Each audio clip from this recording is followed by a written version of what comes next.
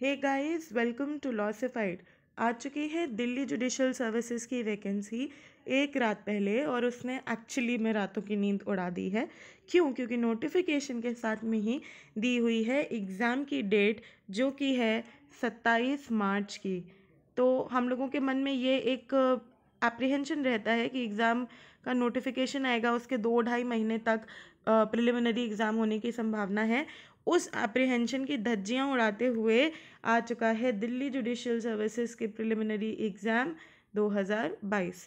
तो इसके changed rules जानने के लिए, इसका पेपर पैटर्न जानने के लिए और स्ट्रैटेजी जानने के लिए कि इसको कैसे बीट करना है, कैसे कॉन्कर करना है, वीडियो को अंत तक देखें। So here we go.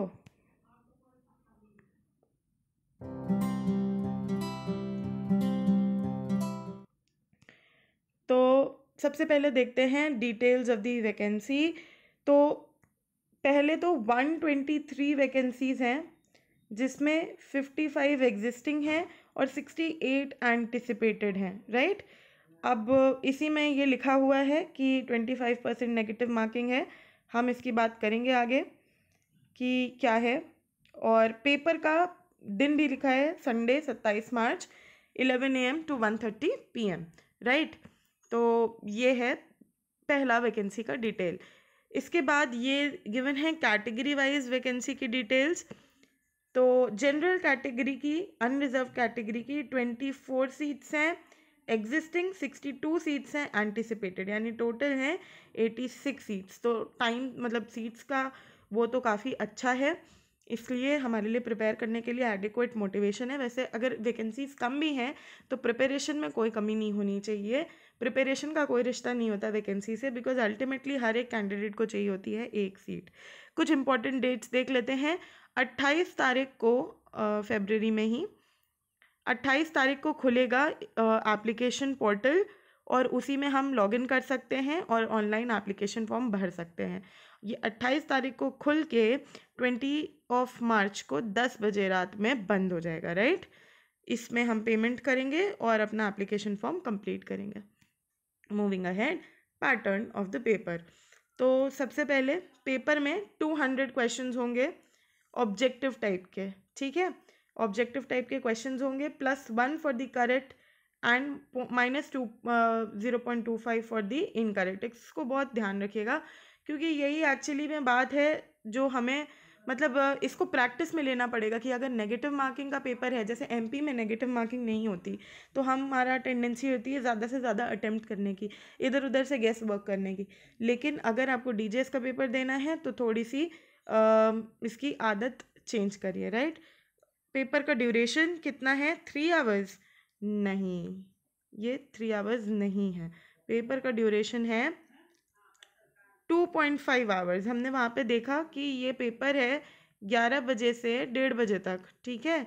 तो ये 2.5 आवर्स का ड्यूरेशन है और 3 आवर का ड्यूरेशन नहीं है एज इन यूके। तो इसको थोड़ा सा ध्यान रखिएगा, ब्राउनी पॉइंट्स। फिर मतलब प्रैक्टिस में लेके आइए कि आप 2.5 घंटे में ये ख़त्म कर पाएँ। फिर अंदाज़न एंटिसिपेटेड ये है कि एक्सपेक्टेड कि 120 से 130 क्वेश्चंस लॉ के होंगे, 25 से 30 क्वेश्चंस जीके से आएंगे और 30 क्वेश्चंस आएंगे अपने जनरल इंग्लिश से, राइट। आगे बढ़ते हैं। सिलेबस, तो ये मैं आपके लिए नोटिफिकेशन का ही एक पैराग्राफ लाई हूँ। सिलेबस कुछ बदला है, जिसकी जानकारी हमने डीजेएस अमेंडमेंट रूल्स में दी थी।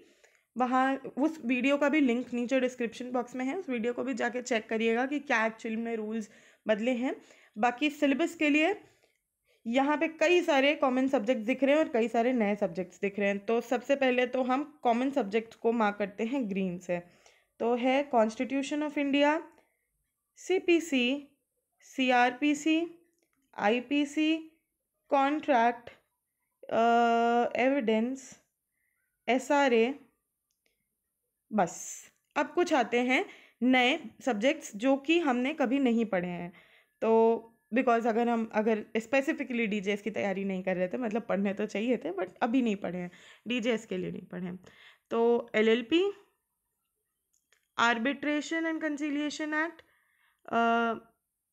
लिमिटेशन एक्ट मध्य प्रदेश में आता है तो पढ़ा ही होगा, पॉक्सो राजस्थान वालों का दोस्त, कमर्शियल कोर्ट्स एक्ट, ये नए एंट्रेंट्स हैं जिनके लिए हमें तैयारी करनी पड़ेगी। ठीक, तो इन सब्जेक्ट्स के साथ आगे बढ़ते हैं और देखते हैं कि इन सब सब्जेक्ट्स को किस डेप्थ में पढ़ना है, क्योंकि इन सब सब्जेक्ट का कितना वेटेज है। Right, let's move ahead. Subject wise weightage for prelims, ये देखिए पास्ट ईयर पेपर्स देखकर we have come to this conclusion कि लम सम एंटिसिपेटेड इतना होता है कि हर सब्जेक्ट से इतना क्वेश्चन आएगा। तो देखो सबसे पहले तो सबसे भारी भरकम सब्जेक्ट्स को समझने की कोशिश करते हैं। तो सीपीसी 17 से 18 क्वेश्चन देता है, सीआरपीसी 17 से 18 क्वेश्चन, आईपीसी 17 से 18 क्वेश्चन। ये सबसे ही ज़्यादा भारी भरकम पोर्शन है हमारे एग्ज़ाम का। राइट, तो इसको उसी तरीके से पढ़ना है, उसी तरीके से वेटेज देनी है। फिर आते हैं थोड़े से हल्के पोर्शन पे, विच इज़ कॉन्स्टिट्यूशन 10 से 12, कॉन्ट्रैक्ट 8 से 10, आर्बिट्रेशन 14 से 15, और मेरे हिसाब से एविडेंस को भी हमें बहुत भारी में ही रखना होगा क्योंकि 16 से 17 क्वेश्चंस ये देता है। राइट, फिर कॉन्ट्रैक्ट, कॉन्स्टिट्यूशन, कॉन्ट्रैक्ट, आर्बिट्रेशन काफ़ी इंपॉर्टेंट। फिर ऐसे सब्जेक्ट्स पे आते हैं जो थोड़े कम सवाल देते हैं, that is partnership, SRA, limitation, POCSO, commercial courts act. तो भाई अब जब ये 3 कैटेगरी के हमारे पास सब्जेक्ट्स हैं, 3 कैटेगरी के सब्जेक्ट्स हैं, तो हमें ये देखना होगा कि हमें किस काइंड ऑफ सब्जेक्ट्स पे कितना ज़्यादा टाइम देना है। राइट, किस काइंड ऑफ सब्जेक्ट पे कितना ज़्यादा टाइम देना है, ये हमको इसी से एनालाइज करना होगा। तो ये जो ब्लू वाले सब्जेक्ट्स हैं ये हैं आपके एकदम major subjects. Right, major subjects. ये हैं माइनर सब्जेक्ट्स जो कि येलो में हैं, सॉरी येलो वाले मेजर हैं, ब्लू वाले माइनर हैं, और ये थर्ड कैटेगरी है कि ये रेजिडुअरी है, ये इम्पोर्टेंट बहुत है लेकिन ये गेम चेंजर है। राइट, मतलब इनका वेटेज भले कम दिखे पर ये गेम चेंजर है। ठीक है, तो इसको इसी हिसाब से समय देना है। सबसे ज़्यादा समय येलो वाले सब्जेक्ट्स को देना है अपना दिन का, दैट इज़ 6 से 7 घंटे। 2 घंटे आपको ये वाले सब्जेक्ट्स को देने हैं जो कि ब्लू में हैं, और 1 घंटा दिन का आपको देना है ग्रीन वाले सब्जेक्ट्स को। राइट, तो इस हिसाब से अपना दिन का रेशियो बनाइएगा, दिन को प्लान करिएगा। राइट, आगे बढ़ते हैं। इस वीडियो पे आप वापस भी आ सकते हैं जब आप कभी प्रिपेयर कर रहे हो। तो ये वेटेज देखने के लिए come back to this video, इसका स्क्रीनशॉट या अभी ले लो, बिकॉज वेटेज जान के ही पढ़ना इज़ अ गुड आइडिया, ये इतने शॉर्ट ड्यूरेशन में तो स्पेशली। आगे बढ़ते हैं। What to study for legal GK. तो देखो अभी ये रिसेंट अमेंडमेंट से आया है कि अब लीगल जीके पूछेंगे। राइट, लीगल जीके पूछेंगे। तो लीगल जीके में क्या पूछेंगे ये समझना मुश्किल है, जीके नहीं लीगल जीके पूछेंगे। तो अब चूंकि ये नया मसाला है, नया तड़का है, तो हमें इसको थोड़ा सा इसके इंग्रेडिएंट समझने पड़ेंगे कि ये क्या है नया। तो देखो लीगल जीके में आता क्या क्या है। तो सबसे पहले तो समझ जाओ कि 22 मार्च से 2021 से 22 मार्च 2022 तक जितना भी लीगल डेवलपमेंट्स है वो आपको पढ़ना होगा। वो लीगल डेवलपमेंट्स होते क्या हैं, एक तो लीगल फैक्ट्स हो गए, कोई लीगल ल्यूमिनरी रहा, कुछ ऐसा रहा, कोई नया एक्ट आया, नया रूल आया, कुछ भी आया, वो पढ़ना। लीगल न्यूज़, लीगल न्यूज़ में क्या है, हमारे जजमेंट्स आ जाते हैं। हिजाब कंट्रोवर्सी पे कर्नाटका हाई कोर्ट कुछ बोल रहा है, बेल ऑर्डर्स पे कुछ अपर्णा भट्ट के केस में हुआ कि मतलब ऐसा बेल ऑर्डर एंड मतलब कुछ भी आर्बिट्ररी बेल ऑर्डर्स नहीं हो सकते हैं। ऐसे कुछ लैंडमार्क केसेस जो कि आए हैं जुडिशरी के द्वारा, वो पढ़ने होंगे। पर्सन हु मेक्स न्यूज़, भाई लॉ कमीशन के बारे में पढ़ो थोड़ा, और लॉ मिनिस्टर कौन है, ये जो इम्पोर्टेंट मतलब लॉ के पोस्ट पे जो इम्पोर्टेंट लोग हैं ना, इनको थोड़ा सा देख लेना। फिर लिस्ट ऑफ मिनिस्टर्स पे आ जाओ। यूनियन कैबिनेट बहुत इंपॉर्टेंट हो जाती है ऐसे में, थोड़ा बहुत गवर्नर समझ लो स्टेट्स के, चीफ मिनिस्टर्स थोड़ा अंदाज़ा रखो। इलेक्शन है, इलेक्शन के बारे में अपडेटेड रहो कि कैसा क्या क्या चल रहा है।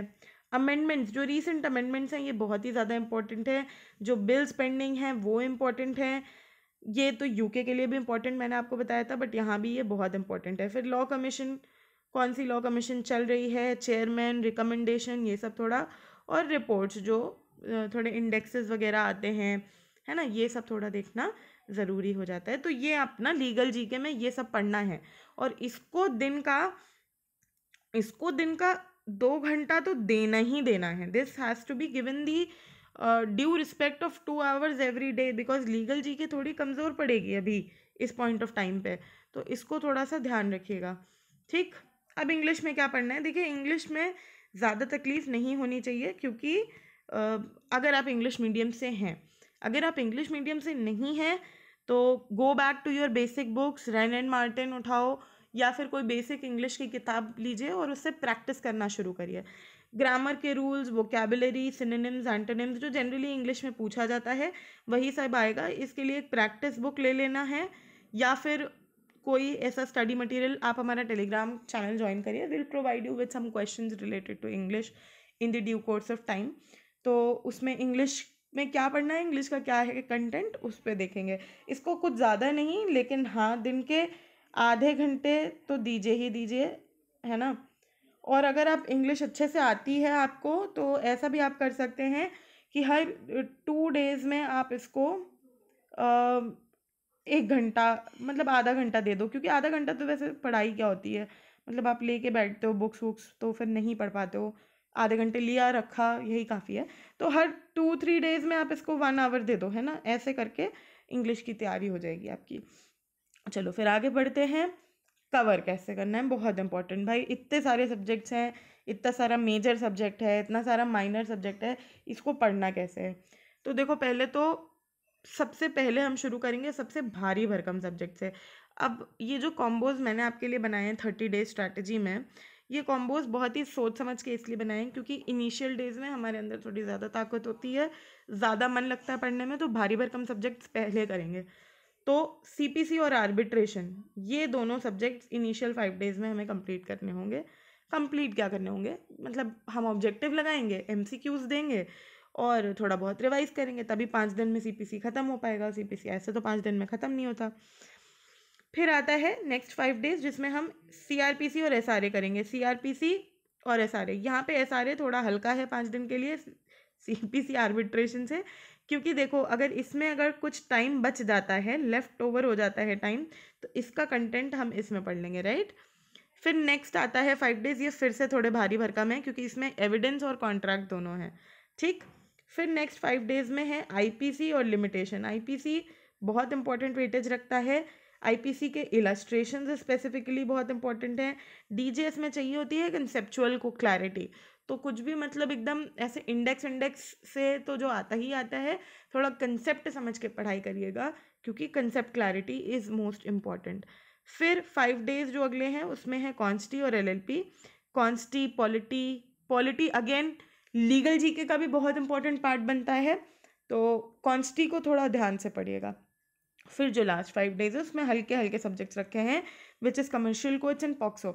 ये इसलिए कम रखे हैं क्योंकि वही ग्रेस डेज होंगे इसमें आपके. कुछ और जो आपको लग रहा है कि आपको पढ़ना चाहिए और आपका आगे के दिनों में छूट गया है, तो उनको इस डे में मतलब इन दिनों में कवर कर लीजिएगा. ठीक है. तो ये आपका थोड़ा ग्रेस डेज है, इसमें आप अपने पुराने वो करिए. अच्छा, ये जो 5 दिन हैं इनमें कम से कम 1 आवर तो आपको एमसीक्यूज ही प्रैक्टिस करने चाहिए, बिकॉज देखो प्रिलिमिनरी आ चुकी है. प्रिलिमिनरी की डेट नहीं आई होती तो मैं आपको एमसीक्यूज प्रैक्टिस करने नहीं बोलती, बट डेट आ चुकी है. तो जितना आप पढ़ के नहीं मतलब सीखेंगे, उतना आप एमसीक्यूज से सीखेंगे. एमसीक्यू सॉल्व कैसे करते हैं, ये बहुत ही सही, मतलब ये हमारे चैनल पे यूके का वीडियो पड़े हुए हैं, यूके के पेपर्स हमने सॉल्व किए हैं प्रीवियस ईयर, तो उनको देखिए. उसमें हम 25 क्वेश्चन करते हैं और 25 क्वेश्चन के अराउंड 500 क्वेश्चन हम डिस्कस कर लेते हैं.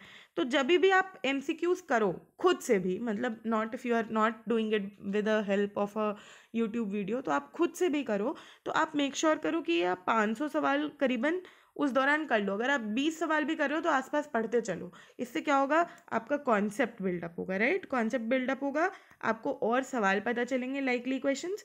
तो ये कैसे एमसीक्यू सॉल्व करने हैं ये समझना हो तो प्लीज़ डिस्क्रिप्शन बॉक्स पे जाइएगा, यूके के लिंक्स रखे हैं वहाँ पे प्रोवाइडेड हैं, उनको जाके एक बार चेक करो कि कैसे एमसीक्यू सॉल्व करते हैं. तो भाई ये दिन में 1 घंटा तो एमसीक्यू को देना ही देना है, बाकी दिन कंटेंट पे फोकस करो. Legal G K 2 hours every day you have to be there, और ये भाई डेवलप होती है, ये एक दिन में नहीं आती. लीगल जीके के लिए if you want we will bring some videos please drop in a comment, keep suggesting us, advising us, ठीक है। आगे बढ़े थोड़ा सा कि क्या कैसे अटेम्प्ट लेना है पेपर का। तो देखो टारगेट क्या करना है, बहुत ही मतलब अब ये तो क्या ही बोलें, प्रीवियस ईयर कट ऑफ देख के हम ये नहीं बोल सकते कि इस ईयर क्या कट ऑफ जाएगा, राइट। और ये बात प्रूफ हो चुकी है हरियाणा में, राजस्थान में और पता नहीं कहाँ कहाँ, ठीक है। मतलब अब देखो यार, competition is another level, right. तो ये प्रीवियस ईयर कट ऑफ से ज़्यादा मतलब बनता नहीं है, लेकिन फिर भी चलो एक रेंज समझने के लिए 116.50, 120, 139, 133.25, 128.75, ये सब रहा है प्रीवियस ईयर कट ऑफ का ट्रेंड, राइट। तो इस साल क्या कट ऑफ जाएगा कह नहीं सकते, एटलीस्ट पेपर नहीं आता तब तक तो बिल्कुल ही नहीं कह सकते। हमारा टारगेट स्कोर होना चाहिए 135 से 140 के बीच में, राइट। अभी अगर आप दिल्ली जुडिशरी के प्रीवियस ईयर प्रैक्टिस कर रहेंगे तो आपको कोशिश करनी है कि आप इतना तो स्कोर करें। उसमें थोड़ा जीके का पोर्शन देखना, उसको लीगल जीके समझ के पढ़ना, ज़्यादा उसमें खो मत जाना। अटेम्प्ट चूँकि नेगेटिव मार्किंग है तो कोशिश करिएगा कि आप समझ के अटेम्प्ट करें, समझदारी से। लेकिन फिर भी 170 180 अटेम्प्ट बुरे नहीं हैं, उतना अटेम्प्ट करना चाहिए। बाकी देखो पेपर का जो भी डिमांड है, अगर आपको नहीं आ रहा है सवाल और आप कुछ सवालों में श्योर हैं तो वो भी एक अच्छा स्ट्रैटेजी होता है। देखो ये अटेम्प्ट वाला रीजन ना अपने आप थोड़ा बनाओ कि कितना हम सही करेंगे, हमारी एक्यूरेसी रेट कितना है, मतलब वो अपना एक्यूरेसी देखकर आप अटेम्प्ट का रीजन अपना डिसाइड करिएगा। वरना आइडियली ये 170 to 180 होना चाहिए, राइट। क्योंकि नेगेटिव मार्किंग है तो अटेम्प्ट थोड़ा संभाल के लेना होगा। That's it, there is a lot of way to go ahead. अभी से लगना पड़ेगा, तब जाके दिल्ली जुडिशरी थोड़ा काबू में आएगा। और अगर समय कम है तो बिल्कुल मत परेशान होइए, सबके लिए समय कम है। कुछ लोग पहले से जो पढ़ रहे हैं तो आप भी पढ़ रहे हैं, स्पेसिफिकली डीजेएस के लिए नहीं पढ़ रहे हैं तो किसी और चीज़ के लिए पढ़ रहे हैं, बट पढ़ सब रहे हैं। और ये आखिरी के जो कुछ दिन होते हैं ये थोड़े क्रूशियल होते हैं, तो इनका आप ध्यान रखिएगा। और all the best from Lawsified, please go ahead with your preparations. Thank you. Like, share and subscribe. Join our Telegram channel for all the updates. Thank you so much. All the best.